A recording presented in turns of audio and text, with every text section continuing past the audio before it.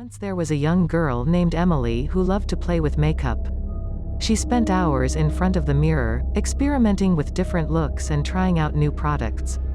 One day, as she was putting on some shimmery eyeshadow, she caught a glimpse of something strange in the reflection. At first, she thought it was just a trick of the light, but as she looked closer, she realized it was an old, scary lady staring back at her.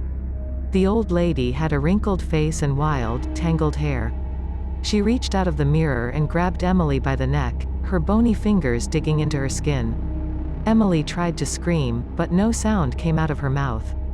She was terrified and felt like she couldn't move. As the old lady continued to hold her tightly, Emily noticed that the room around her had started to change.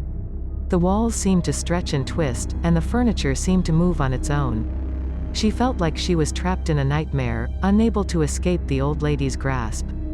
Just when Emily thought she couldn't take it anymore, the old lady released her and vanished back into the mirror.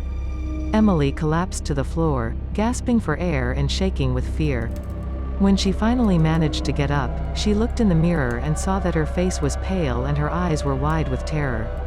From that day on, Emily never looked in the mirror without feeling a sense of dread.